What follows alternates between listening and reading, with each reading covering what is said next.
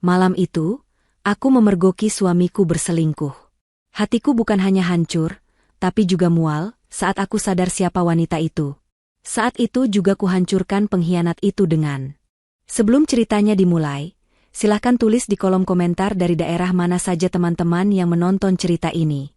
Jangan lupa like dan subscribe agar channel ini bisa semakin berkembang dan bisa mempersembahkan cerita yang lebih menarik lagi. Felicia menutup laptopnya dengan helaan napas berat. Pukul 8 malam. Layar komputernya baru saja memproyeksikan email balasan dari klien yang meminta revisi yang ketiga kalinya untuk minggu ini. Kepalanya berdenyut. Ia memijat pelipisnya perlahan, jari-jarinya menyentuh tepi hijab pashmina berwarna krem yang ia kenakan. Rasanya ia sudah memakai hijab ini selamanya. Seharian ini rasanya seperti ujian kesabaran yang tidak ada habisnya. Rapat yang alot, makan siang yang terlewat, dan kini, revisi yang mustahil. Yang ia inginkan hanyalah pulang, mandi air panas, dan mungkin meringkuk di sofa sambil menonton sesuatu yang tidak membutuhkan pemikiran. Ia merapikan tasnya, memasukkan laptop, dan berjalan keluar dari lobi kantor yang sudah sepi. Hujan deras menyambutnya. Jakarta di malam hari, diguyur hujan, adalah kombinasi sempurna untuk kemacetan total. Tapi setidaknya, ia pikir, ia akan berada di dalam mobilnya yang nyaman.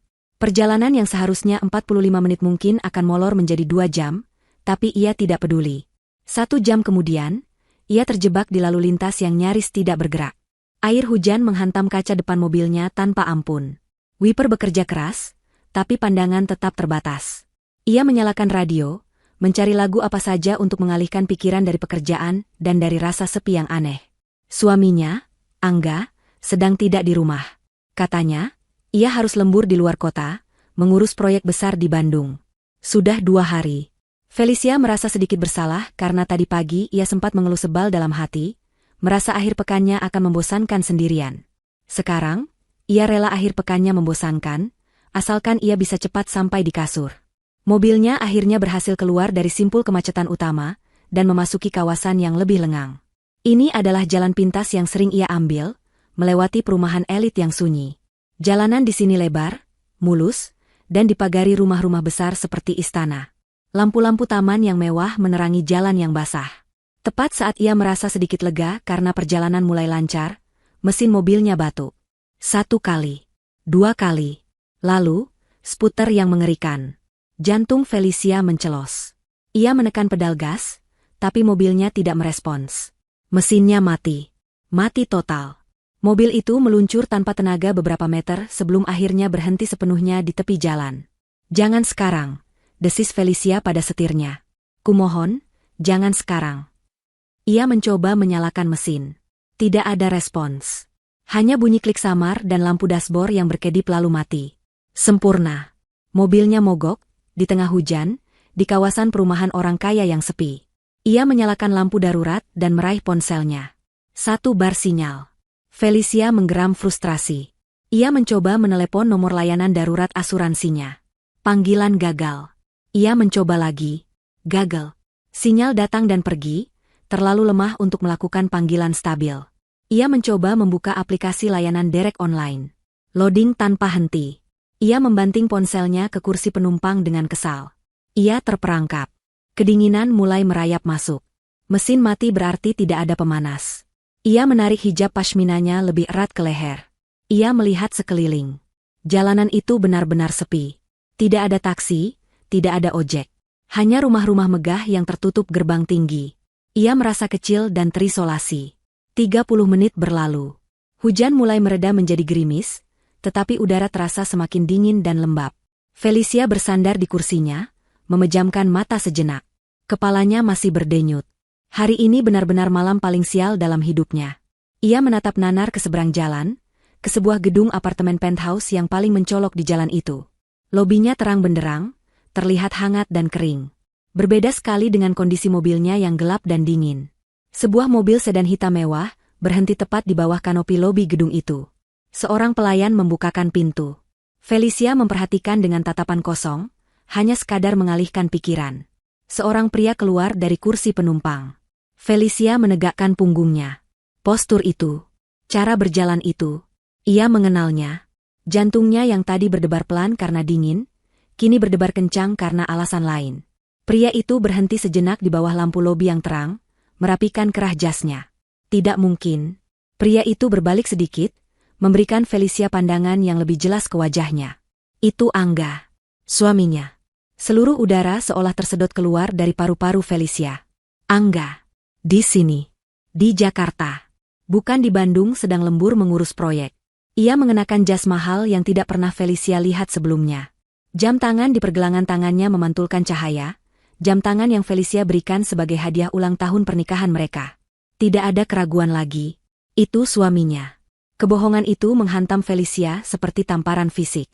Apa yang Angga lakukan di sini? Felicia membeku di kursinya. Otaknya berputar cepat, mencoba memproses apa yang baru saja ia lihat. Angga. Suaminya ada di seberang jalan, baru saja keluar dari mobil mewah, di depan lobi penthouse yang harganya selangit. Kebohongan tentang perjalanan bisnis ke Bandung kini terasa begitu nyata dan menyakitkan. Untuk apa ia berbohong? Siapa yang ia temui? Seolah menjawab pertanyaannya, Angga tidak langsung masuk ke lobi. Ia berdiri menunggu, tersenyum ke arah pintu masuk gedung. Senyuman itu, senyuman lebar dan santai yang sudah lama tidak Felicia lihat ditujukan kepadanya. Pintu lobi otomatis bergeser terbuka. Seorang wanita melangkah keluar. Bahkan dari seberang jalan, di tengah gerimis malam, wanita itu tampak memukau. Ia mengenakan gaun malam berwarna merah marun yang elegan, rambutnya ditata sempurna, dan perhiasan berlian berkilauan di leher dan telinganya. Ia bukan wanita muda, mungkin usianya sudah akhir 40-an atau awal 50-an, tapi ia sangat rawat dan memancarkan aura kekayaan. Felicia menahan napas. Angga melangkah maju dan menyambut wanita itu. Lalu, mereka berpelukan. Bukan pelukan biasa. Bukan pelukan teman atau rekan bisnis. Angga melingkarkan lengannya erat di pinggang wanita itu, menariknya mendekat. Wanita itu tertawa, suara tawanya yang pelan entah bagaimana terdengar sampai ke seberang jalan, atau mungkin Felicia hanya membayangkannya. Angga menundukkan kepalanya dan mencium pelipis wanita itu dengan mesra.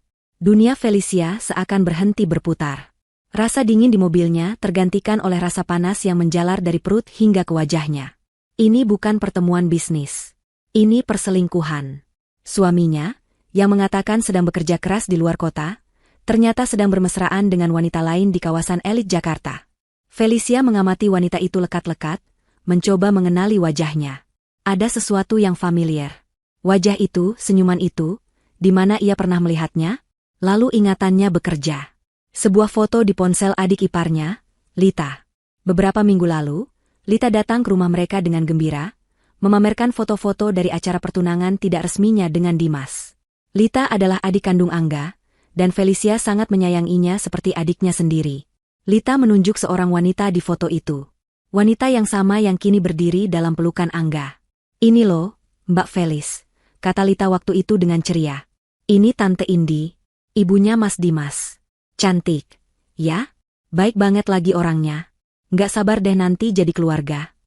Ibu Indi, calon ibu mertua dari adik iparnya sendiri. Rasa mual menghantam Felicia dengan keras. Ini bukan sekadar perselingkuhan. Ini adalah pengkhianatan berlapis. Angga tidak hanya mengkhianatinya, tetapi juga mengkhianati adiknya sendiri, Lita. Ia berselingkuh dengan ibu dari calon suami Lita. Betapa rumit dan kotornya ini. Bagaimana bisa mereka melakukan ini? Persiapan pernikahan Lita dan Dimas sedang berjalan. Kedua keluarga sudah bertemu. Dan di belakang semua itu, Angga dan Ibu Indi bermain api. Rasa sakit hati yang menusuk tadi perlahan berubah. Sesuatu yang lain menggantikannya. Sesuatu yang lebih dingin, lebih tajam. Kemarahan. Kemarahan yang murni dan membara. Tangan Felicia yang tadi terkulai lemas, kini bergerak. Ia meraih ponselnya dari kursi penumpang. Tangannya sedikit gemetar, bukan karena takut atau sedih, tapi karena adrenalin. Ia tidak akan menangis. Tidak di sini, tidak sekarang. Ia membuka aplikasi kamera. Jarinya menekan tombol rekam video. Ia mengangkat ponsel itu, menyembunyikannya di balik kegelapan mobilnya, mengarahkannya lurus ke seberang jalan. Ia melakukan zoom digital, mengorbankan kualitas gambar demi mendapatkan bukti yang jelas. Di layarnya, pemandangan itu terlihat semakin nyata. Angga sedang tertawa, membisikkan sesuatu ke telinga Ibu Indi. Ibu Indi menyentuh pipi Angga. Lalu, Angga membukakan pintu mobil mewah yang tadi ia tumpangi untuk Ibu Indi, seperti seorang satria. Ibu Indi masuk, dan Angga bergegas memutari mobil, masuk ke kursi pengemudi. Felicia terus merekam. Ia merekam saat mobil mewah itu menyalakan lampu dan perlahan bergerak menjauh dari lobi, melaju melewati mobil Felicia yang mogok. Mereka bahkan tidak melihatnya. Mereka terlalu sibuk di dunia mereka sendiri. Mobil itu menghilang di tikungan. Felicia akhirnya menurunkan ponselnya. Ia berhenti merekam. Ia melihat kembali video berdurasi 30 detik itu. Gambarnya sedikit berbintik karena zoom dan cahaya malam, tapi tidak ada keraguan. Wajah Angga dan Ibu Indi terekam jelas. Pelukan mereka. Kemesraan mereka. Semuanya ada di sana. Tepat pada saat itu, ponselnya berdering kencang. Layanan mobil derek yang ia coba hubungi setengah jam lalu akhirnya menelepon balik. Felicia menarik napas dalam-dalam, menenangkan suaranya yang gemetar karena amarah. Ia menjawab panggilan itu dengan nada yang tenang dan datar, memberikan lokasinya. Saat ia menutup telepon, ia tahu satu hal. Malam ini mungkin dimulai sebagai malam paling sial dalam hidupnya. Tapi ia tidak akan membiarkannya berakhir seperti itu.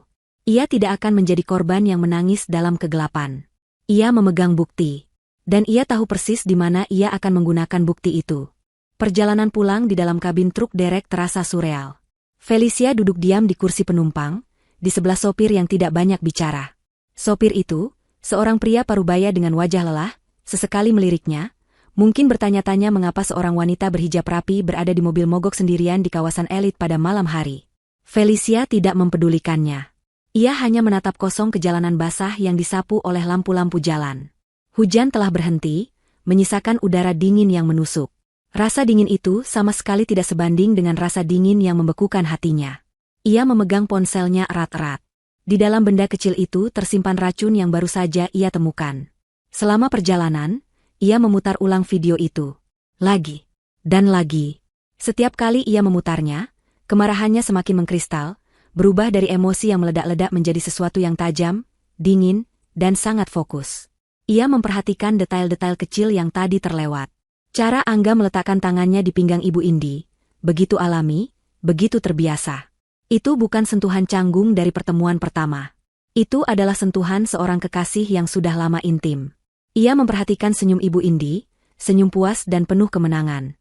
Ia memperhatikan jas yang Angga kenakan. Ia ingat sekarang.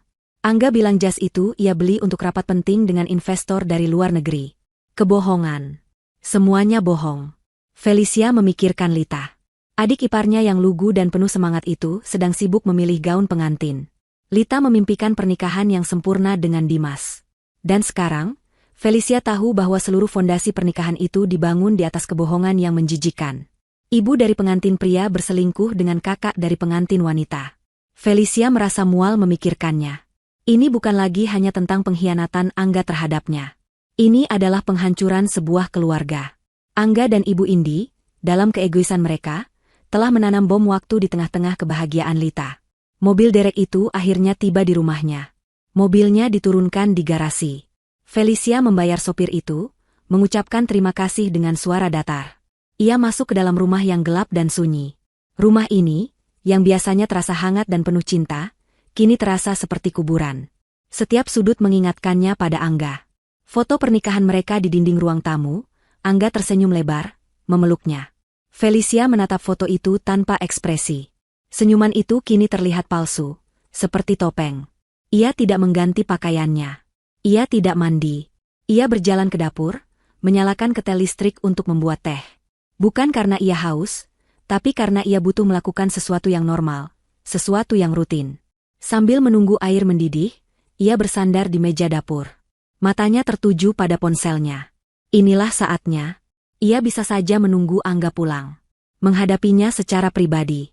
Melemparkan ponsel itu ke wajahnya. Berteriak. Menangis. Tapi apa gunanya? Angga akan berbohong. Ia akan memutarbalikkan fakta. Ia akan memohon, memanipulasi, dan mungkin menyalahkannya. Tidak. Felicia tidak akan memberinya kesempatan itu. Pengkhianatan ini terlalu besar untuk ditangani secara pribadi. Ini adalah masalah keluarga, dan keluarga harus tahu siapa Angga sebenarnya. Siapa Ibu Indi sebenarnya. Air mendidih. Ia menuang air panas ke dalam cangkir, memasukkan kantong teh, dan membawanya ke ruang tamu. Ia duduk di sofa, tempat ia dan Angga sering menonton televisi bersama. Ia meletakkan cangkir teh di meja. Ia membuka ponselnya. Membuka galeri. Memilih video berdurasi 30 detik itu. Jemarinya bergerak ke aplikasi WhatsApp. Ia membuka grup keluarga besar. Grup itu berisi dirinya, Angga, Lita, serta kedua orang tua Angga dan Lita. Ini adalah pusat komunikasi keluarga. Tempat mereka berbagi kabar baik, foto-foto liburan, dan ucapan selamat ulang tahun. Malam ini, grup itu akan menjadi medan perang. Jarinya menekan ikon, attach. Memilih video dari galeri. Video itu muncul di kotak pesan, siap untuk dikirim. Jantungnya berdebar kencang, satu-satunya tanda bahwa ia masih merasakan sesuatu selain amarah yang dingin. Ini adalah tombol penghancur. Sekali ia menekannya, tidak akan ada jalan kembali. Pernikahannya, keluarganya, kehidupan yang ia kenal, semuanya akan berubah. Ia teringat lagi wajah Lita yang bahagia saat menceritakan Ibu Indi. Baik banget, Mbak. Kayak ibu sendiri. Felicia mengertakkan gigi. Kebaikan macam apa yang menusuk dari belakang? Ia mulai mengetik. Jari-jarinya mantap, tidak goyah. Lihatlah siapa yang kutemui. Ia berhenti sejenak. Kata-katanya harus tepat. Tajam, ironis, dan mematikan. Sepertinya mereka sedang mempersiapkan kejutan, sebuah pernikahan mewah berdua. Ia membaca ulang pesan itu. Sempurna. Tanpa ragu lagi, ia menekan ikon kirim. Gelembung pesan itu meluncur ke atas. Tanda jam kecil, lalu centang 1 abu-abu. Beberapa detik kemudian, centang 2 abu-abu. Terkirim. Felicia meletakkan ponselnya di meja, layarnya menghadap ke atas. Ia menatap layar hitam itu. Rumah itu begitu sunyi, ia bisa mendengar detak jam di dinding. 1 menit berlalu. Lalu, centang 2 itu berubah menjadi biru. Seseorang telah membacanya. Detik berikutnya, ponselnya seakan meledak. Best say. Best say. Best say. Layar ponselnya menyala dengan rentetan notifikasi. Getarannya tidak berhenti, menggeser ponsel itu sedikit demi sedikit di atas meja kaca. Grup keluarga besar kini dibanjiri pesan. Felicia tidak menyentuhnya. Ia hanya duduk diam, menatap ponsel yang bergetar itu. Badai telah tiba. Dan ia yang melepaskannya. Felicia membiarkan ponselnya bergetar di atas meja selama hampir 1 menit penuh. Getaran itu seperti detak jantung yang panik, memecah kesunyian rumahnya. Akhirnya, dengan napas panjang, ia mengambil ponsel itu. Layar kuncinya penuh dengan notifikasi dari keluarga besar. Ia membukanya. Hal pertama yang ia lihat adalah reaksi ibu mertuanya. Ibu mertua? Ibu mertua? Ibu mertua? Felicia? Ini video apa? Ibu mertua? Kenapa ada Angga? Siapa wanita itu? Ibu mertua? Ini lelucon? Kemudian ayah mertuanya. Ayah mertua? Saya tidak mengerti. Angga bukannya di Bandung? Ayah mertua? Felicia, tolong jelaskan. Lalu, 3 titik penanda seseorang sedang mengetik muncul di sebelah nama Lita. 3 titik itu berkedip-kedip lama, lalu hilang. Lalu muncul lagi, lalu hilang lagi. Sebelum Lita berhasil mengetik pesannya, layar ponsel Felicia berubah. Panggilan masuk. Lita calling. Felicia tahu ini akan menjadi bagian yang tersulit. Ia menggeser ikon hijau, menerima panggilan itu, dan menempelkan ponsel ke telinganya, menyalakan loudspeaker. Mbak? Mbak Felis? Suara Lita terdengar di ujung sana, gemetar dan penuh kebingungan. Jelas sekali ia baru saja bangun tidur. Iya, Lita. Ada apa? Jawab Felicia, suaranya tenang. Terlalu tenang. Itu, video di grup. Itu nggak benar. Kan? Itu editan, kan? Mbak, tolong bilang itu editan. Suara Lita mulai meninggi, diwarnai histeria. Felicia memejamkan matanya sejenak. Lita, tenang dulu. Kamu lihat videonya dengan jelas. Itu kayak Mas Angga. Tapi wanita itu, Mbak, itu Tante Indi, ibunya Mas Dimas. Nggak mungkin, Mbak, nggak mungkin. Mbak salah lihat. Pasti salah orang. Lita mulai terisak. Tangisnya pecah, suara kepanikan murni yang menyayat hati. Aku tidak salah lihat, Lita, kata Felicia dengan suara tegas namun pelan. Aku ada di sana. Aku yang merekam video itu. Tepat 1 jam yang lalu. Di depan apartemen mewah di Kebayoran. Nggak mungkin. Lita berteriak. Mas Angga di Bandung. Dia bilang dia di Bandung. Dia lembur. Dia tidak di Bandung. Lita, potong Felicia, nadanya tidak menyisakan ruang untuk bantahan. Dia ada di Jakarta. Bersama Ibu Indi. Keheningan sesaat di seberang sana, hanya terisi oleh isak tangis Lita yang tertahan. Felicia bisa membayangkan gadis malang itu sedang memproses kenyataan yang menghantamnya. Pernikahannya, cintanya, keluarganya, semuanya baru saja diledakkan. Tapi kenapa? Mbak, kenapa? Suara Lita lirih, hancur. Itu pertanyaan yang bagus, kata Felicia. Tanyakan pada kakakmu sendiri. Terdengar suara bantingan pintu dari seberang telepon, lalu suara samar ibu mertuanya yang memanggil nama Lita. Lita sepertinya menjatuhkan ponselnya. Felicia memutuskan panggilan. Ia sudah menyampaikan pesannya kepada Lita. Ia kembali menatap layar WhatsApp. Grup itu masih ramai. Ayah mertua, Angga. Jawab telepon ayah. Ibu mertua, Angga di mana kamu? Dan kemudian, yang ditunggu-tunggu pun muncul. Angga is typing. Jantung Felicia berdebar sedikit lebih cepat. Ia menunggu. Pesan pertama Angga muncul. Dalam huruf kapital semua. Penuh kepanikan. Angga, Sia, hapus itu sekarang. Kamu gila? Felicia tersenyum tipis. Senyuman pertama malam itu. Senyuman yang dingin.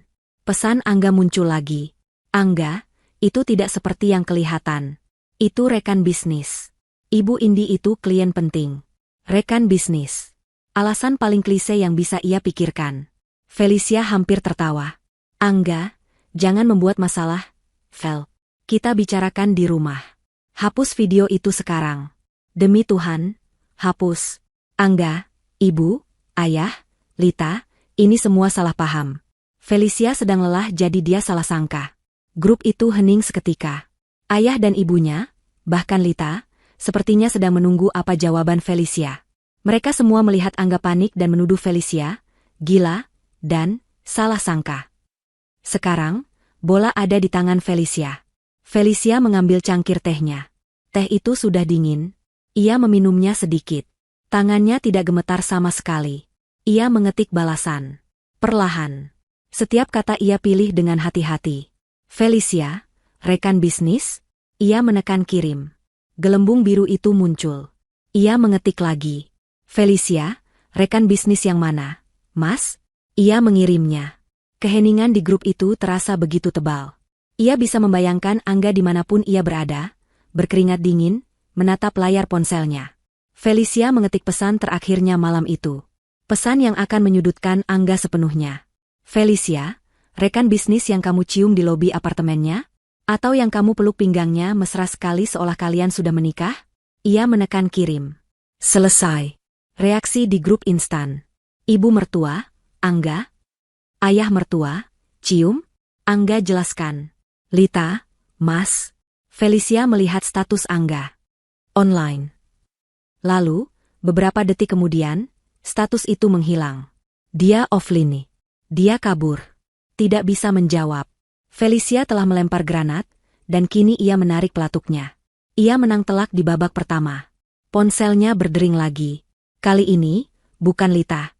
Ibu mertua Caling. Felicia menatap nama itu. Ini akan jadi percakapan panjang. Ia menarik napas. Malam ini belum selesai, batinnya. Ia menggeser tombol hijau. Interogasi yang sesungguhnya baru saja akan dimulai. Ponsel di tangan Felicia masih menyala, menampilkan nama, ibu mertua. Felicia menarik napas dalam-dalam. Ia tahu ini bukan panggilan untuk berbasa-basi.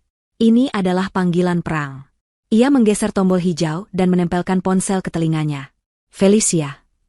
Suara ibu mertuanya melengking di seberang sana, nyaris histeris. Berbeda dengan Lita yang hancur, suara ibunya dipenuhi amarah. Apa yang kamu lakukan? Kamu mau mempermalukan keluarga ini. Di mana Angga? Assalamualaikum, Bu, jawab Felicia, suaranya tetap tenang dan datar. Sikap tenangnya ini sepertinya semakin menyulut kemarahan di seberang. Saya di rumah. Baru saja sampai. Mobil saya mogok. Ibu tidak peduli mobil kamu mogok. Lita pingsan. Ayahmu marah besar. Kamu. Angga tidak bersama saya, potong Felicia. Ia tidak punya kesabaran untuk dimarahi. Seperti yang ibu lihat di video, Mas Angga sedang sibuk. Sibuk dengan Rekan bisnisnya, Ibu Indi. Ia sengaja menekan kata, rekan bisnis, dengan nada sarkasme yang dingin. Terdengar suara tarikan napas tajam. Jangan kurang ajar kamu, Felicia. Ibu tidak membesarkan Angga untuk difitnah seperti ini. Kamu pasti salah paham. Sekarang juga kamu ke rumah ibu. Sekarang. Baik, Bu. Dan bawa Angga. Ibu tidak mau tahu bagaimana caranya, seret dia ke sini. Saya tidak tahu Angga di mana, jawab Felicia jujur. Mungkin ibu bisa menelepon Ibu Indi? Sepertinya dia lebih tahu. Telepon langsung ditutup. Suara, tut-tut-tut, yang kasar memenuhi telinga Felicia. Ia menurunkan ponselnya. Permintaan yang konyol. Memintanya menyeret suami yang baru saja ia pergoki selingkuh. Felicia menatap kegelapan rumahnya. Ia lelah. Sangat lelah. Tapi ia tidak akan tidur. Belum. Ia meletakkan ponselnya, berjalan ke kamar mandi, dan menyalakan pancuran air panas. Ia berdiri di bawah air, membiarkan air itu menghapus penat di tubuhnya, tapi ia tahu air itu tidak bisa menghapus kotoran yang baru saja ia saksikan. Ia mandi, berwudu, lalu mengganti pakaian kerjanya dengan gamis rumah yang sederhana namun rapi. Ia memakai hijab instan yang nyaman. Ia harus terlihat tenang. Ia harus terlihat kuat. Ia tidak akan memberi mereka kepuasan melihatnya hancur.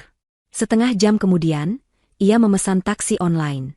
Ia tidak akan menyetir dalam kondisi seperti ini, dan mobilnya yang satu lagi entah mengapa terasa terlalu besar untuk ia kendarai sendirian malam ini. Perjalanan ke rumah mertuanya terasa singkat. Pikirannya kosong. Ia sudah melewati fase marah. Kini ia hanya merasa dingin dan fokus. Saat ia tiba, pintu rumah utama terbuka. Ia masuk tanpa mengucap salam. Suasananya persis seperti yang ia bayangkan. Ruang tamu itu terasa tegang, seolah udara di dalamnya bisa tersulut api kapan saja. Ayah mertuanya mondar-mandir di depan jendela, tangannya terkepal di punggung. Wajahnya keras dan merah. Ibu mertuanya duduk tegak di sofa, matanya bengkak dan merah, tapi tatapannya tajam menyorot Felicia begitu ia masuk. Lita ada di sofa lain, meringkuk, wajahnya terbenam di bantal. Ia masih sesenggukan pelan. Duduk, perintah ayah mertuanya tanpa menoleh. Felicia duduk di kursi tunggal, menjauh dari mereka semua. Ia meletakkan tasnya di lantai. Jelaskan, kata ayah mertuanya lagi, suaranya berat. Jelaskan apa maksud video itu. Videonya sudah cukup jelas. Ayah, jawab Felicia pelan. Saya pulang kerja. Mobil saya mogok di Kebayoran. Saya menunggu mobil derek. Saat sedang menunggu, saya melihat Mas Angga keluar dari lobi apartemen penthouse. Dia tidak sendiri. Dia bersama Ibu Indi. Mereka berpelukan. Mereka berciuman. Saya merekamnya. Bohong. Ibu mertuanya membentak. Angga tidak mungkin melakukan itu. Dia di Bandung. Dia tidak di Bandung, Bu. Kamu pasti salah lihat. Itu gelap. Hujan. Sebelum Felicia bisa menjawab, pintu depan terbanting terbuka dengan keras. Suara bantingan itu membuat Lita terlonjak kaget. Angga berdiri di ambang pintu. Jasnya basah kuyup, rambutnya acak-acakan. Dia pasti mengebut di tengah hujan. Tapi wajahnya tidak menunjukkan rasa bersalah. Wajahnya merah padam karena amarah. Matanya menatap lurus ke arah Felicia dengan kebencian murni. Felicia, kamu sudah gila, teriaknya, suaranya menggema di ruangan itu. Ia melangkah masuk, menunjuk Felicia dengan jari gemetar.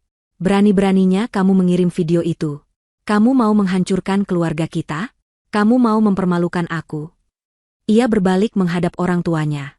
Ayah, Ibu, jangan percaya sama dia. Ini semua salah paham. Felicia itu stres berat karena pekerjaan, dia jadi paranoid. Dia salah lihat. Mas. Lita mencoba bicara, suaranya parau. Diam, Lita, bentak Angga. Ia kembali fokus pada Felicia. Wanita itu memang Ibu Indi. Dia klien penting. Klien besar. Kami baru saja selesai rapat maraton di lobi apartemennya. Rapat yang sangat alot. Saya cuma bersikap sopan. Pelukan itu pelukan bisnis biasa. Persahabatan. Pelukan bisnis. Felicia akhirnya angkat bicara. Suaranya tetap pelan, namun terdengar sangat jelas di antara teriakan Angga. Ciuman di lobi apartemen juga bagian dari bisnis. Mas? Itu ciuman persahabatan di pipi. Kamu melebih-lebihkan. Angga membantah cepat. Terlalu cepat. Kamu cemburu buta, Felicia. Kamu memfitnah saya. Dan kamu memfitnah Ibu Indi. Beliau itu orang terhormat. Ibunya Dimas. Kamu sadar nggak? Kamu hampir menghancurkan pernikahan adik kamu sendiri. Angga memainkan kartunya dengan baik. Ia memposisikan dirinya sebagai korban dan Felicia sebagai penjahat yang histeris dan cemburu. Lita kembali menangis, bingung harus percaya pada siapa. Ibu mertuanya tampak sedikit lega, ingin sekali mempercayai skenario yang dibuat putranya. Jadi, ini semua fitnah? Ayah mertuanya bertanya, menatap Angga lekat-lekat. Tentu saja fitnah, Ayah, seru Angga. Saya bisa jelaskan semuanya. Felicia saja yang... Aku tahu kamu akan bilang begitu, Mas. Suara pelan Felicia memotong ucapan Angga. Semua mata tertuju padanya. Ia terlihat sangat tenang. Terlalu tenang. Aku tahu kamu pembohong yang hebat. Lanjutnya, ia meraih sesuatu dari dalam tasnya. Sebuah ponsel dan sebuah kabel konektor kecil. Ia berjalan ke televisi layar datar besar yang menempel di dinding ruang tamu. Wajah Angga seketika berubah. Amarahnya lenyap, digantikan kepanikan. Felicia, apa yang kamu lakukan? Jangan konyol. Matikan itu. Felicia tidak menghiraukannya. Ia berjongkok dan menyambungkan kabel dari ponselnya ke port HDMI di televisi. Layar televisi yang semula hitam, kini menyala, menampilkan layar ponsel Felicia. Kamu pikir aku cuma merekam 30 detik? Tanyanya, lebih pada dirinya sendiri. Ia membuka galeri. Di sana, ada satu file video lagi, bukan yang ia kirim ke grup. File ini berdurasi 2 menit 15 detik. Felicia, jangan. Angga berteriak, melangkah maju. Duduk, Angga, perintah ayah mertuanya. Suaranya menggelegar. Angga membeku di tempat. Felicia menekan tombol, play. Video itu muncul di layar 60 inci. Jauh lebih jernih. Rupanya Felicia sempat merekam lebih dulu, sebelum zoom. Video itu dimulai saat Angga dan Ibu Indi masih di dalam lobi, berjalan keluar dari lift. Tangan Angga sudah melingkar di pinggang Ibu Indi. Mereka tertawa bersama. Lalu, tepat di bawah lampu lobi yang terang, Angga berhenti. Ia menangkup wajah Ibu Indi. Suara di video itu terdengar samar, tapi cukup jelas. Tidak perlu khawatir, sayang. Semua beres. Terdengar suara Angga. Lalu, Angga menciumnya. Bukan di pipi. Bukan ciuman persahabatan. Ciuman penuh di bibir. Singkat, tapi tidak terbantahkan. Lita menjerit pelan, lalu suaranya tercekat. Ibu mertuanya menutup mulutnya dengan kedua tangan, matanya terbelalak ngeri. Ayah mertuanya hanya diam, tapi rahangnya mengeras hingga buku-buku jarinya memutih. Video itu berlanjut. Menunjukkan pelukan mesra. Menunjukkan Angga membukakan pintu untuk Ibu Indi. Menunjukkan mereka pergi. Felicia menghentikan video itu. Ia mencabut kabelnya. Layar TV kembali hitam. Keheningan di ruangan itu begitu pekat, terasa menyesakan. Bel pintu berbunyi lagi, kali ini lebih lama dan lebih memaksa. Seolah orang di luar sana tahu ada sesuatu yang mendesak di dalam. Seorang asisten rumah tangga yang tampak ketakutan berlari kecil dari dapur untuk membuka pintu. Semua orang di ruang tamu membeku, menahan napas. Suara Angga yang tercekat dan tatapan ngeri dari kedua orang tuanya masih menggantung di udara. Pintu depan terbuka. Permisi? Ada apa ini sebenarnya? Sebuah suara wanita yang tajam dan berwibawa terdengar. Ibu Indi melangkah masuk ke ruang tamu. Dia tampak sempurna, seolah baru saja keluar dari salon, kontras sekali dengan penampilan Angga yang acak-acakan. Di belakangnya, menyusul Dimas, tunangan Lita. Wajah Dimas tampak cemas dan bingung. Jelas sekali dia diseret ke sana tanpa tahu apa-apa. Lita menelepon saya sambil menangis histeris. Lanjut Ibu Indi, matanya menyapu ruangan. Dia bilang sesuatu tentang video? Ada apa ini? Kenapa kalian semua? Ucapannya terhenti saat matanya bertemu dengan tatapan Felicia. Seketika, ekspresi bingung Ibu Indi lenyap, digantikan oleh ekspresi dingin yang penuh perhitungan. Dia pasti sudah ditelepon Angga. Dia datang ke sini bukan untuk mencari tahu, tapi untuk melakukan penyelamatan. Oh, desisnya pelan. Matanya menyipit. Jadi ini masalahnya. Ibu Indi berjalan ke tengah ruangan, mengambil alih panggung. Dia memancarkan aura sosialita yang terluka dan marah. Saya tidak percaya ini. Saya, Ibu Indi, harus datang ke rumah ini tengah malam karena sebuah tuduhan konyol. Dia menatap tajam ke arah Felicia. Jadi ini wanita yang mencoba merusak nama baik saya. Ini adalah serangan balik. Ibu Indi tidak akan diam saja. Dia akan menyerang lebih dulu. Saya dituduh berselingkuh. Dia tertawa, tawa yang dipaksakan dan meremehkan. Dengan Angga? Astaga. Ini fitnah paling keji yang pernah saya dengar. Dia menoleh ke ibu mertua Felicia. Tante, kita sudah berteman lama. Ayah Dimas dan ayah Angga rekanan bisnis. Bagaimana bisa tante membiarkan menantu tante ini menyebarkan kebohongan murahan seperti ini? Ibu mertua Felicia tampak goyah. Dia jelas lebih takut pada ibu Indi daripada pada Felicia. Angga, melihat sekutunya telah tiba, seolah mendapatkan kembali kekuatannya. Benar, Bu, benar, Tante Indi. Felicia hanya salah paham. Dia cemburu buta. Ibu Indi kembali menunjuk Felicia. Kamu. Saya tidak tahu apa masalah kamu. Apa kamu iri dengan suami kamu? Atau kamu iri karena Lita akan menikah dengan putra saya, dan kamu tidak menyukai saya? Kamu sengaja melakukan ini. Kamu mau merusak pernikahan mereka. Tante. Lita akhirnya bersuara, wajahnya pucat pasi. Tapi videonya. Video apa, Lita? Tanya Ibu Indi dengan nada meremehkan. Video buram yang diambil dari seberang jalan? Di tengah hujan? Itu bisa siapa saja. Atau mungkin itu memang kami, setelah rapat yang melelahkan. Kami hanya berpelukan sebagai teman. Apa itu salah? Apa di zaman sekarang pertemanan dianggap kejahatan? Ibu Indi sangat pandai bicara. Dia memutarbalikkan fakta, membuat Felicia terlihat seperti wanita kampung yang paranoid dan pencemburu. Dimas, yang sejak tadi diam di dekat pintu, akhirnya melangkah maju. Wajahnya tegang. Ibu, ada apa sebenarnya? Lita meneleponku, menangis. Dia bilang ibu dan Mas Angga. Diam, Dimas, bentak Ibu Indi, memotong ucapan putranya. Ini urusan orang tua. Kamu tidak perlu ikut campur. Ini hanya kesalahpahaman konyol. Bukan kesalahpahaman, kata Felicia. Suaranya tenang, namun memotong semua drama yang diciptakan Ibu Indi. Semua mata kembali tertuju padanya. Itu bukan video buram, lanjut Felicia. Ia menatap lurus ke arah Dimas. Dan itu bukan pelukan pertemanan. Ibu Indi tertawa lagi. Oh, ya? Kamu punya bukti apa lagi? Hah? Kamu? Felicia tidak menggubrisnya. Ia berjalan mendekati Dimas, mengabaikan Angga yang menatapnya penuh ancaman dan Ibu Indi yang menatapnya penuh kebencian. Dimas, katanya pelan, suaranya penuh simpati. Ia tahu Dimas adalah korban di sini, sama seperti Lita. Sebaiknya kamu lihat sendiri. Karena ini menyangkut ibumu. Dan ini menyangkut masa depanmu dengan Lita. Felicia mengangkat ponselnya dan memutar video berdurasi 2 menit itu.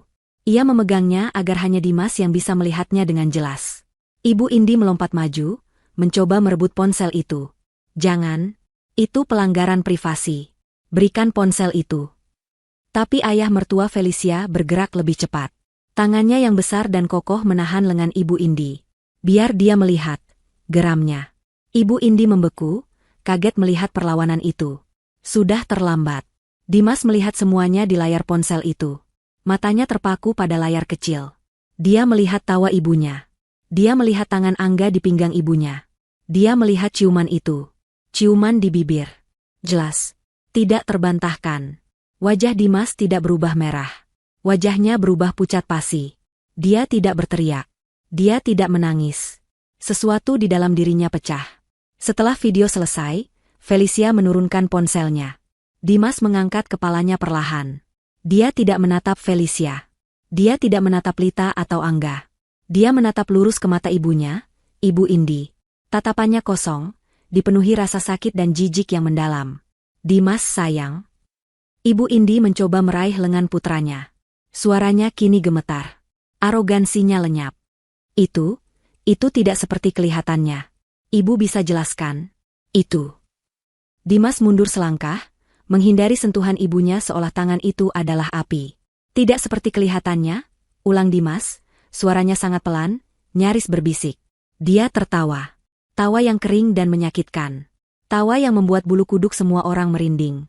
Jadi ini alasannya, bisik Dimas, lebih pada dirinya sendiri. Alasan apa? Sayang? Ibu tidak mengerti. Cicit Ibu Indi, ketakutan. Tiba-tiba Dimas mengangkat kepalanya, Suaranya kini meninggi, penuh dengan amarah yang telah terpendam bertahun-tahun. Jadi ini alasan ayah meninggalkan kita? Seluruh ruangan terhenyak. Ini adalah bom kedua malam itu. Ibu Indi terhuyung mundur. Dimas, jangan bicara sembarangan. Ini tidak ada hubungannya dengan ayahmu. Ada hubungannya, teriak Dimas. Wajahnya kini memerah, air mata kemarahan menggenang di pelupuk matanya. Selama ini ibu bilang ayah jahat. Ibu bilang ayah bangkrut dan pergi meninggalkan kita demi wanita lain. Ibu membuatku membencinya. Dimas menunjuk ibunya, jarinya gemetar. Bukan ayah yang jahat, tapi ibu yang selingkuh. Dimas. Saya ingat sekarang, lanjut Dimas, tidak mempedulikan ibunya. Saya ingat paman-paman, rekan bisnis, yang datang larut malam setelah ayah pergi. Pria-pria kaya yang ibu bilang, investor. Dan sekarang dia. Dimas menoleh dan menunjuk Angga dengan kebencian yang murni. Wajah ibu Indi pucat pasi seperti mayat. Rencananya untuk menyerang Felicia hancur lebur. Dia tidak pernah menyangka, rahasia tergelap masa lalunya akan dibongkar oleh putranya sendiri, di depan semua orang. Felicia berdiri diam, menatap Dimas. Dia baru saja menemukan sekutu di tempat yang paling tidak terduga. Teriakan Dimas menggantung di udara, berat dan penuh duka. Ibu yang selingkuh. Seluruh ruangan seakan tersedot ke dalam lubang hitam yang tercipta dari pengakuan itu. Ibu Indi terhuyung mundur. Wajahnya yang tadi angkuh kini pucat pasi, topengnya hancur berkeping-keping. Dia tidak ditelanjangi oleh Felicia, tapi oleh putranya sendiri. Ini adalah kekalahan yang jauh lebih memalukan. Dia menatap Dimas dengan mata terbelalak, seolah melihat hantu. Dimas, kamu tidak tahu apa yang kamu bicarakan. Bisiknya, suaranya gemetar. Aku tahu, balas Dimas, amarahnya kini bercampur dengan air mata yang mulai mengalir di pipinya. Aku tahu sekarang. Selama ini aku membenci ayah. Selama ini aku menyalahkan dia atas semua yang terjadi. Tapi ternyata, ibu. Dia tidak sanggup melanjutkan. Rasa jijik dan sakit yang teramat sangat terpancar jelas di wajahnya. Lita, yang sedari tadi meringkuk, kini menatap tunangannya dengan ngeri sekaligus iba. Dia melihat Dimas hancur, dan kehancuran itu disebabkan oleh ibunya sendiri, wanita yang akan menjadi mertuanya. Angga berdiri kaku di sudut ruangan. Dia menatap pemandangan di depannya dengan ngeri. Ini jauh lebih buruk dari yang ia bayangkan. Dia tidak hanya berselingkuh dengan seorang janda kaya. Dia berselingkuh dengan wanita yang telah menghancurkan keluarganya sendiri, seorang manipulator ulung yang kini rahasianya terbongkar. Dia melirik ayahnya, yang menatapnya dengan ekspresi yang tidak bisa ia baca, campuran antara amarah, kekecewaan, dan sesuatu yang lain, sesuatu yang mirip ketakutan. Felicia berdiri diam. Dia adalah pusat badai, namun dia adalah satu-satunya yang tenang. Dia mengamati Ibu Indi. Dia mengamati suaminya. Dia mengamati mertuanya. Dia melihat keretakan di fondasi keluarga ini. Dan dia sadar, ini bukan sekadar perselingkuhan. Ini adalah sesuatu yang jauh lebih busuk. Ibu Indi, terpojok dan dilucuti oleh pengakuan putranya, tampak hancur selama beberapa detik. Matanya liar menatap sekeliling. Dia melihat Dimas yang menatapnya dengan benci. Dia melihat Lita yang menangis ngeri. Dia melihat ayah dan ibu mertua Felicia yang menatapnya dengan jijik. Dan dia melihat Angga, kekasihnya, yang kini berdiri diam seperti pengecut, tidak membelanya. Dia sendirian. Dan dalam keterasingan itu, kepanikannya berubah. Seperti ular yang terdesak, kepanikannya mengeras menjadi racun yang dingin. Dia tidak akan tenggelam sendirian. Perlahan, Ibu Indi menegakkan punggungnya. Wajahnya yang pucat kini mengeras. Air matanya mengering. Dia menyeka sudut matanya dengan jari, bukan untuk menghapus air mata, tapi seolah menghapus sisa-sisa kelemahannya. Tawa sinis yang kering lolos dari bibirnya. Drama yang sangat bagus, desisnya. Matanya tidak lagi tertuju pada Dimas. Matanya menatap lurus ke ayah mertua Felicia, lalu beralih ke Angga. Kalian semua menatapku seolah aku ini penjahatnya, katanya, suaranya kini tajam dan penuh ancaman. Kalian yakin mau melanjutkan pertunjukan moralitas ini? Ayah mertua Felicia maju selangkah. Pergi dari rumah saya, Bu Indi. Sekarang. Dan jangan pernah temui putra saya lagi. Ibu Indi tertawa lagi. Oh, Tuan yang terhormat. Anda pikir semudah itu? Anda pikir Anda bisa mengusir saya begitu saja setelah semuanya? Dia menoleh ke Angga. Tatapannya begitu dingin hingga Angga bergidik. Angga, sayang. Apa kamu tidak mau bilang sesuatu? Atau kamu mau membiarkan ayahmu melempar aku ke jalanan? Angga menelan ludah. Tante ini sudah keterlaluan. Tante, ulang Ibu Indi, suaranya meninggi. Baru tadi sore kamu memanggilku, sayang. Sekarang kamu memanggilku, Tante? Cukup, bentak ayah mertua Felicia. Belum cukup, balas Ibu Indi, kini suaranya melengking. Kalian mau menghakimi aku? Kalian mau menghancurkan aku? Silakan. Tapi jangan lupa, kalau aku jatuh, aku tidak akan jatuh sendirian. Dia menatap tajam ke arah Angga. Ingat, Angga. Ingat, proyek kita di Bandung. Proyek yang membuatmu berbohong pada istrimu. Wajah Angga seketika berubah dari pucat menjadi seputih kertas. Apa maksudmu? Tanya ayah mertua Felicia, nadanya berubah. Ada ketakutan baru di sana. Tanya saja pada putra kesayangan Anda, cibir Ibu Indi. Tanya padanya kemana perginya 5 miliar rupiah dana perusahaan bulan lalu. Tanya padanya tentang tagihan-tagihan fiktif yang dia setujui. Tanya padanya siapa yang memegang semua salinan bukti transfernya. Ibu Indi tersenyum penuh kemenangan. Senyum iblis. Aku yang pegang semuanya. Inilah kartu trufnya. Ruangan itu kembali hening. Tapi keheningan kali ini berbeda. Bukan keheningan karena syok moral. Ini keheningan karena teror finansial. Ibu mertua Felicia terkesiap. 5 miliar? Angga? Apa maksudnya ini? Ayah mertua Felicia menatap Angga. Tatapannya kini bukan lagi tatapan ayah yang marah pada anak yang berzina. Itu tatapan seorang pemilik perusahaan pada seorang penjahat. Angga, apa yang kamu lakukan? Angga gemetar. Dia menatap Ibu Indi, lalu menatap ayahnya. Ayah, aku bisa jelaskan. Itu pinjaman. Ibu Indi. Bukan pinjaman, potong Ibu Indi. Itu penggelapan. Murni dan sederhana. Kamu mengambil uang perusahaanmu sendiri untuk menutupi kerugian investasiku, dan sebagai gantinya, aku memberimu hiburan. Dan kamu sangat menikmatinya, bukan? Felicia akhirnya mengerti. Ini bukan perselingkuhan biasa. Ini adalah konspirasi. Perselingkuhan itu hanyalah bonus. Atau mungkin alat transaksi. Kebohongan Angga tentang lembur di luar kota, bukan hanya untuk menutupi pertemuannya dengan Ibu Indi. Itu adalah kedok untuk kejahatan mereka. Ibu Indi kini memegang kendali penuh. Dia telah mengubah medan perang. Ini bukan lagi tentang moralitas. Ini tentang penjara dan kebangkrutan. Dia menatap Felicia, musuh utamanya. Jadi, Felicia, katanya dengan nada manis yang dibuat-buat. Video kecilmu itu memang lucu. Tapi sekarang, itu tidak ada artinya lagi. Dia kembali menatap ayah mertua Felicia. Sekarang, Tuan yang terhormat, suruh menantumu yang salehah ini diam. Suruh dia hapus video itu. Suruh dia lupakan semua yang dia lihat malam ini. Kita semua lupakan kejadian ini. Pernikahan Lita dan Dimas batal, tentu saja. Dia melirik sinis ke arah Dimas yang menatapnya hancur. Tapi perusahaan kalian selamat. Angga selamat. Dia tersenyum. Atau, dia bisa terus bermain jadi pahlawan kesiangan. Dan besok pagi, saya pastikan semua bukti penggelapan ini ada di meja kejaksaan. Kalian semua bangkrut. Putra kalian masuk penjara. Pilih. Ancaman Ibu Indi menggema di ruangan itu, dingin dan mematikan. Dia telah menjatuhkan bom terbesarnya, dan kini dia menunggu dampaknya. Dia tahu dia telah menang. Dia telah mengubah Felicia, sang pembawa kebenaran, menjadi sumber masalah baru. Jika Felicia tetap bersuara, dia akan menghancurkan seluruh keluarga. Seluruh mata kini tertuju pada Felicia.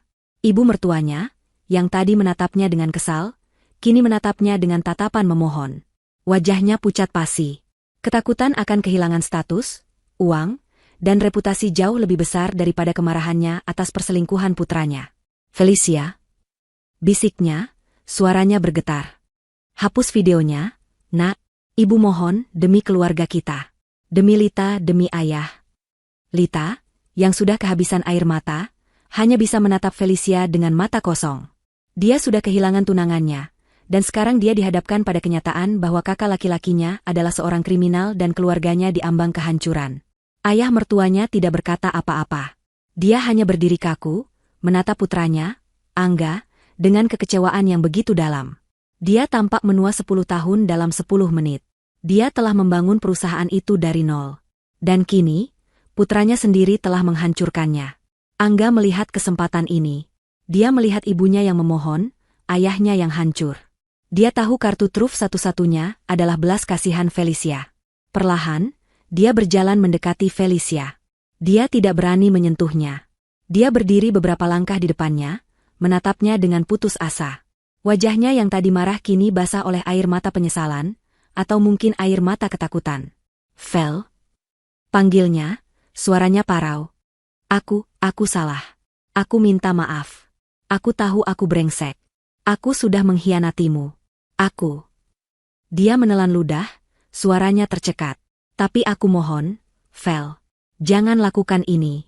Jangan hancurkan semuanya. Kalau bukan demi aku, lakukan demi ayah dan ibu. Demi Lita. Perusahaan itu hidup mereka. Kalau kamu laporkan ini, kita semua hancur. Bukan cuma aku. Kita semua. Dia mencoba memainkan kartu keluarga. Dia mencoba menggunakan Felicia sebagai tameng, sama seperti dia menggunakan kebohongan untuk menutupi kejahatannya. Dia memohon pada Felicia untuk menyelamatkan keluarga yang baru saja dia hancurkan. Felicia mendengarkan permohonan itu. Dia melihat mata suaminya. Dia tidak melihat penyesalan di sana. Dia hanya melihat ketakutan. Ketakutan seorang pengecut yang tertangkap. Dia menatap Ibu Indi, yang tersenyum sinis dari seberang ruangan. Ibu Indi yakin dia sudah mengunci Felicia. Felicia memproses semuanya. Suaminya bukan hanya berzina, dia seorang pencuri. Dia bersekongkol dengan kekasihnya untuk merampok perusahaan keluarganya sendiri. Dia mempertaruhkan masa depan adiknya, kesehatan orang tuanya, dan nama baik keluarganya, semua demi uang dan wanita. Dan sekarang, mereka semua, Angga, ibunya, bahkan ayahnya yang diam, memintanya untuk diam. Mereka memintanya untuk menjadi kaki tangan dalam kejahatan ini. Mereka memintanya untuk menelan pengkhianatan ini dan hidup dalam kebohongan selamanya, hanya untuk menyelamatkan harta benda dan reputasi palsu mereka. Video di ponselnya. Felicia sadar. Video itu bukan lagi hanya bukti perselingkuhan. Video itu adalah kunci. Itu adalah bukti fisik yang menghubungkan Angga dan Ibu Indi. Itu adalah bukti konspirasi mereka. Itu adalah paku terakhir di peti mati mereka. Felicia menarik napas panjang. Hening. Dia akhirnya mengangkat kepalanya. Matanya tidak lagi menatap Angga. Matanya menatap lurus ke depan, ke arah Ibu Indi. Tidak, katanya. Satu kata itu terdengar begitu jelas, begitu tajam. Wajah Angga menegang. Fel, apa maksudmu? Senyum Ibu Indi sedikit goyah. Apa katamu? Felicia berkata lagi, lebih keras. Saya bilang, tidak. Saya tidak akan diam. Saya tidak akan menghapus apapun. Dia menatap suaminya. Kamu memintaku menyelamatkan keluarga? Kamu sendiri yang sudah menghancurkannya, Angga. Kamu menghancurkannya saat kamu berbohong. Kamu menghancurkannya saat kamu mencuri dari ayahmu sendiri. Dan kamu menghancurkannya saat kamu tidur dengan wanita itu. Dia menatap Ibu Indi. Dan Anda pikir Anda bisa memeras kami? Anda pikir Anda bisa mengancam kami dengan kejahatan yang Anda lakukan bersama? Felicia tersenyum tipis. Saya akan hancurkan pengkhianat. Dan pengkhianat di ruangan ini, matanya beralih dari Angga ke Ibu Indi, bukan cuma satu. Felicia, jangan gila. Kamu akan menyesal, teriak Angga, panik. Kamu yang akan menyesal, balas Felicia. Dia mengeluarkan ponselnya. Tangannya mantap. Apa yang kamu lakukan? Hentikan dia, jerit Ibu Indi, sadar bahwa dia telah salah perhitungan.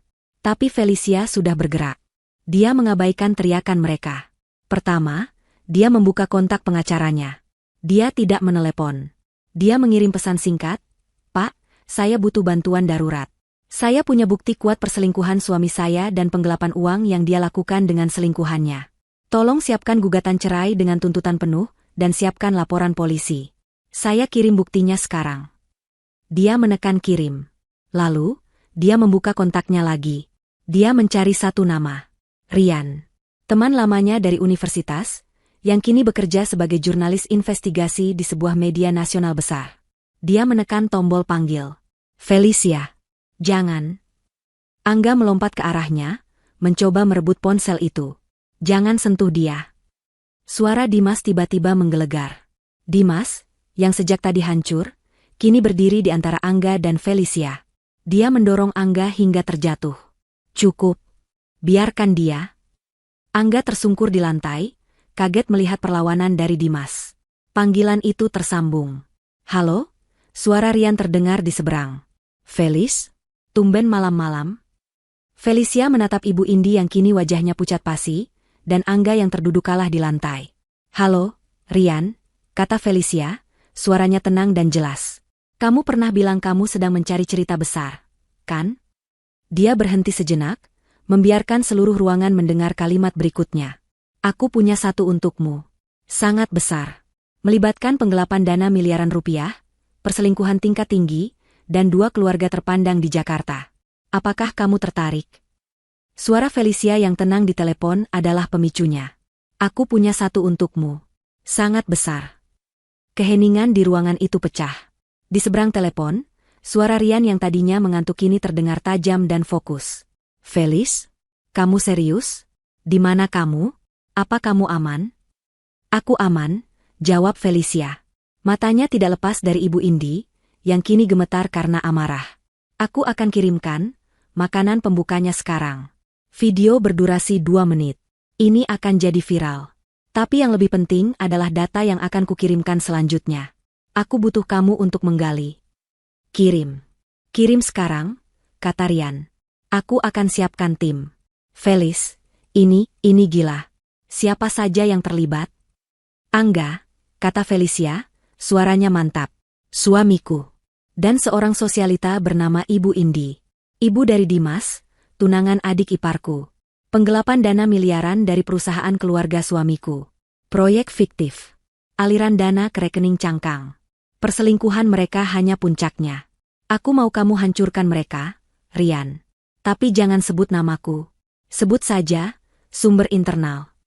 Anggap saja sudah hancur, jawab Rian. Profesionalismenya mengambil alih. Berita ini akan jadi headline besok pagi sebelum pasar saham dibuka. Jaga dirimu, Felis. Matikan lokasimu. Felicia menutup telepon. Ia segera mengirimkan video itu ke Rian, diikuti dengan pesan singkat berisi nama perusahaan Angga, nama Ibu Indi, dan dugaan proyek fiktif di Bandung. Kamu jalang gila. Ibu Indi akhirnya meledak. Dia tidak bisa lagi menahan amarahnya. Wajahnya yang cantik berubah menjadi seringai penuh kebencian. Dia menerjang maju, tangannya terentang dengan kuku-kuku terawat, mengarah langsung ke wajah Felicia. Kamu akan kubunuh. Tapi dia tidak pernah sampai. Dimas, putranya sendiri, bergerak lebih cepat. Dia menangkap pergelangan tangan ibunya di udara. Cengkeramannya begitu kuat hingga Ibu Indi meringis kesakitan. Cukup, Bu, teriak Dimas, suaranya pecah. Cukup. Apa ini belum cukup? Ibu sudah menghancurkan hidupku. Ibu menghancurkan nama baik ayah. Dan sekarang ibu mau menyerang orang yang akhirnya berani membongkar kebusukan ibu. Dia mendorong ibunya mundur dengan kasar. Ibu Indi tersandung dan jatuh terduduk di sofa, menatap putranya dengan ngeri seolah baru pertama kali melihatnya. Angga, yang sejak tadi terdiam di lantai, akhirnya merangkak bangkit. Wajahnya basah oleh air mata dan keringat. Dia tidak lagi marah. Dia hancur. Dia tahu ini adalah akhir. Dia menatap Felicia, bukan lagi dengan ancaman, tapi dengan permohonan yang menyedihkan. Fel, kumohon jangan pikirkan ayah, pikirkan ibu. Justru karena aku memikirkan mereka, aku melakukan ini. Angga, potong Felicia, suaranya dingin. Kamu pikir mereka lebih suka hidup dalam kebohongan? Hidup dari uang haram yang kamu curi? Kamu pikir ayahmu akan bangga padamu? Dia menoleh ke ayah dan ibu mertuanya. Mereka berdua tampak hancur. Ibu mertuanya menangis tanpa suara, bahunya berguncang. Ayah mertuanya menatap dinding kosong, ekspresinya kalah. Ayah, ibu, kata Felicia pelan. Maafkan saya. Saya tahu ini menyakitkan. Tapi racun harus dikeluarkan sampai bersih. Saya tidak bisa membiarkan nama baik keluarga ini ditutup-tutupi dengan kejahatan. Lebih baik kita hancur sementara untuk membersihkannya, daripada hidup selamanya di atas kebohongan. Ayah mertuanya akhirnya menoleh, menatap Felicia. Ada rasa sakit yang mendalam di matanya, tapi juga secercah rasa hormat yang baru. Dia mengangguk pelan. Hanya satu anggukan. Itu sudah cukup. Saya pergi, kata Felicia. Dia mengambil tasnya. Vel, kamu mau kemana? Tanya Angga panik. Jangan tinggalkan aku, Vel. Felicia menatapnya untuk terakhir kali. Aku sudah meninggalkanmu, Angga. Sejak saat kamu memutuskan untuk berbohong dan berkhianat. Dia berjalan menuju pintu. Mbak Felis. Suara Lita yang parau menghentikannya. Felicia berbalik. Lita menatapnya, matanya bengkak dan merah. Dia sudah kehilangan segalanya malam ini. Kakaknya, calon mertuanya, tunangannya, dan mungkin juga keluarganya. Tapi saat dia menatap Felicia, ada sesuatu selain kesedihan di matanya. Makasih, Mbak, bisiknya. Felicia mengangguk singkat. Dia mengerti. Dia membuka pintu. Dimas sudah berdiri di sana, menunggunya. Dia menatap ibunya untuk terakhir kali, tatapannya dingin. Aku akan antar Mbak Felicia ke tempat yang aman, katanya datar. Dimas, jangan pergi. Kamu anak durhaka. Kembali, jeritan Ibu Indi memenuhi ruangan. Dimas tidak menoleh. Dia melangkah keluar dan menutup pintu, membungkam jeritan itu di belakangnya. Dia dan Felicia berjalan menuruni tangga dalam diam, meninggalkan rumah yang penuh kehancuran itu. Pagi menjelang. Felicia terbangun di kamar hotel yang ia pesan menggunakan kartu debitnya sendiri. Dia tidak tidur. Dia hanya memejamkan mata. Pukul 7 pagi, ponselnya bergetar. Sebuah tautan berita dari Rian. Judulnya terpampang besar-besar di portal berita nasional terbesar, skandal perselingkuhan dan penggelapan dana miliaran guncang dua keluarga elit Jakarta. Rian bekerja dengan cepat. Artikel itu brutal, tajam, dan didukung fakta. Artikel itu tidak menyebut nama Felicia, hanya mengutip sumber internal yang muak dengan kebohongan. Artikel itu merinci bagaimana Angga, sebagai direktur di perusahaan keluarganya, diduga mengalihkan dana miliaran rupiah ke perusahaan cangkang yang dimiliki oleh Ibu Indi. Artikel itu bahkan memuat foto buram, hasil screenshot dari video, yang menunjukkan Angga dan Ibu Indi berpelukan mesra. Tapi Rian tidak berhenti di situ. Dia menggali lebih dalam. Dia mengungkit masa lalu Ibu Indi, mempertanyakan kebangkrutan mendadak almarhum suaminya bertahun-tahun lalu, dan mewawancarai beberapa sumber yang mengisyaratkan bahwa Ibu Indi mungkin telah melakukan hal serupa sebelumnya. Dampaknya instan. Pukul 9 pagi, pasar saham dibuka.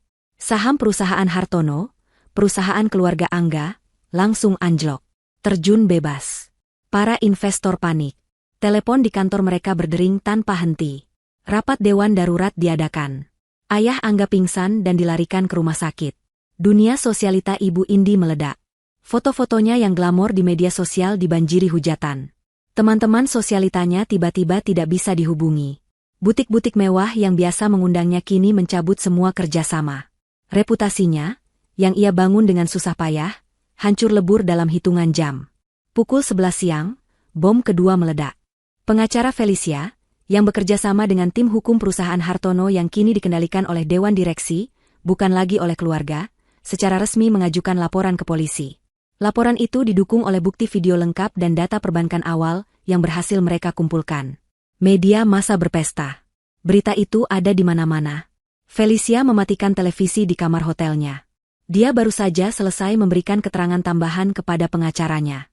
Tepat tengah hari, dia melihat pemandangan yang dia tunggu. Dari jendela kamarnya yang tinggi, dia bisa melihat jalanan di bawah. Sebuah mobil patroli polisi berhenti di depan lobi penthouse mewah tempat Ibu Indi tinggal. Pada saat yang sama, di saluran berita, siaran langsung menunjukkan pemandangan serupa di depan rumah utama keluarga Hartono. Di layar TV, Felicia melihatnya. Angga digiring keluar oleh dua petugas berseragam. Dia mengenakan pakaian yang sama dengan semalam, kini kusut dan kotor. Dia tidak lagi berteriak. Dia hanya menangis pasrah, menutupi wajahnya yang dipermalukan di depan puluhan kamera wartawan. Di lobi penthouse-nya, Ibu Indi, yang menolak membuka pintu, akhirnya harus berhadapan dengan petugas yang membawa surat perintah penangkapan. Dia diseret keluar, hanya mengenakan jubah tidur sutra, rambutnya acak-acakan. Dia menjerit, mengumpat, dan menyalahkan semua orang. Felicia meminum kopinya yang sudah dingin. Karma telah dimulai. Dan ini baru permulaan. 6 bulan kemudian. Ruang sidang itu penuh sesak. Blitz kamera menyambut kedatangan para terdakwa. Angga dan Ibu Indi duduk terpisah, masing-masing didampingi pengacara mahal. Tapi wajah mereka menceritakan kisah yang sama. Mereka kalah. Angga terlihat kurus, matanya cekung. Dia menghabiskan waktu berbulan-bulan di tahanan, Ditolak jaminannya karena dianggap berisiko melarikan diri. Dia tampak seperti pria yang patah. Ibu Indi, di sisi lain, masih berusaha mempertahankan martabatnya. Dia mengenakan riasan tebal, tapi tidak mampu menutupi kerutan stres dan kebencian di wajahnya. Dia menatap lurus ke depan, menolak untuk melihat siapapun, terutama putranya, Dimas, yang duduk di barisan saksi. Proses persidangan berjalan cepat. Bukti yang diajukan terlalu kuat untuk dibantah. Video dari ponsel Felicia diputar di layar besar di ruang sidang. Seluruh ruangan melihat dengan jelas ciuman itu, pelukan itu. Itu adalah bukti yang mengikat mereka berdua secara personal. Kemudian, jaksa penuntut membeberkan bukti utamanya, aliran dana. Tim audit forensik, yang disewa oleh Dewan Direksi Perusahaan Hartono yang baru, telah melacak setiap rupiah. 5 miliar, 6 miliar, 10 miliar.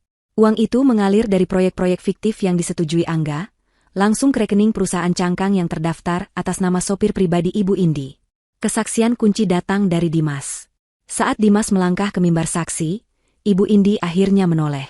Matanya memohon, mengancam, memerintahkan putranya untuk diam. Tapi Dimas tidak menatapnya. Dia menatap hakim.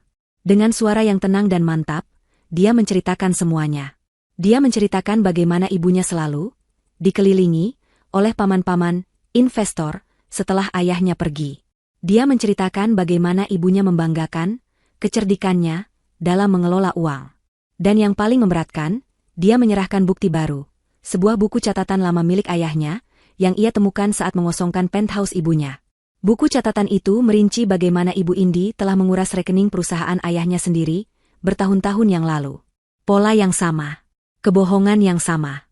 Itu adalah paku terakhir di peti mati Ibu Indi. Dia bukan hanya penipu, dia adalah penipu kambuhan. Pengacara Angga mencoba strategi putus asa. Mereka menyalahkan semuanya pada Ibu Indi. Mereka melukiskan Angga sebagai korban yang naif, pria bodoh yang dibutakan oleh cinta dan dimanipulasi oleh wanita yang lebih tua dan lebih licik. Angga bahkan menangis di persidangan, memohon pengampunan, dan mengatakan dia tersesat. Felicia, yang duduk di barisan pengunjung, hanya mengamati tanpa ekspresi. Hakim akhirnya mengetuk palu. Angga dinyatakan bersalah atas penggelapan, pencucian uang, dan pemalsuan dokumen. Karena dianggap sebagai kaki tangan, dia dijatuhi hukuman 12 tahun penjara. Dia pingsan saat mendengar putusan itu.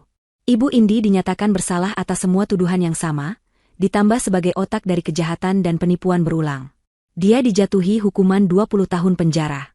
Seluruh aset haramnya, termasuk penthouse mewah itu, disita oleh negara untuk membayar ganti rugi.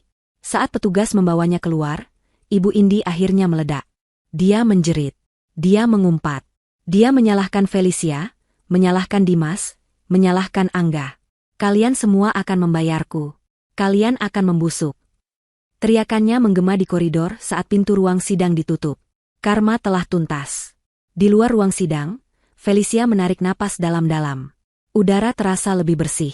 Lita dan Dimas menghampirinya. Hubungan mereka tidak bisa diselamatkan. Luka itu terlalu dalam. Tapi mereka telah menemukan kedamaian. Aku akan berangkat ke London lusa, Mbak, kata Lita, tersenyum kecil. Dia mendapatkan beasiswa untuk melanjutkan studi masternya. Jauh dari Jakarta, jauh dari bayang-bayang keluarganya. Mulai dari awal. Aku ikut bangga, Lita, kata Felicia, tulus. Dimas mengulurkan tangannya pada Felicia. Mbak, terima kasih. Mbak sudah membebaskan aku. Dan ayahku.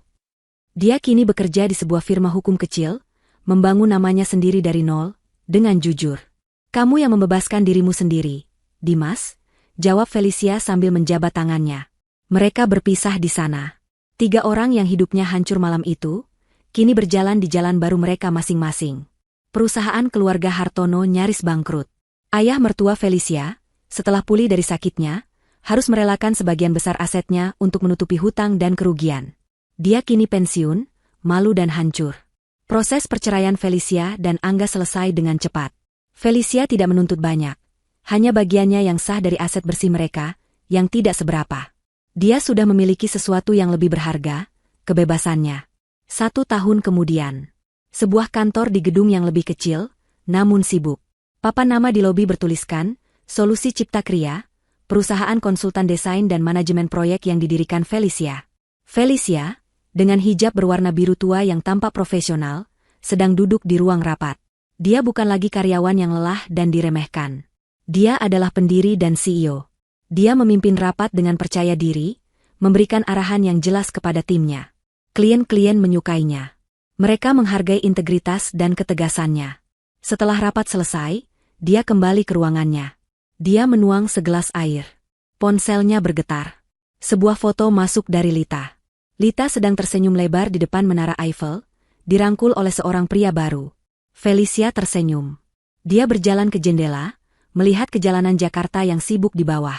Di perempatan lampu merah, matanya menangkap sebuah pemandangan. Sebuah mobil sedan hitam mogok di tengah jalan. Dan di belakangnya, sebuah truk derek besar berwarna kuning sedang bersiap untuk mengaitkannya. Pemandangan itu, mobil mogok dan truk derek, tidak lagi membuatnya panik. Tidak lagi membuatnya merasa sial. Felicia menatap pemandangan itu lama. Malam paling sial dalam hidupnya. Malam di mana dunianya runtuh. Malam yang ternyata adalah pembebasannya. Dia tersenyum tipis. Senyuman yang tenang, puas, dan penuh kemenangan. Dia berbalik dari jendela, kembali ke mejanya yang penuh dengan rancangan proyek baru. Dia mengambil pulpennya dan mulai bekerja. Hidupnya baru saja dimulai.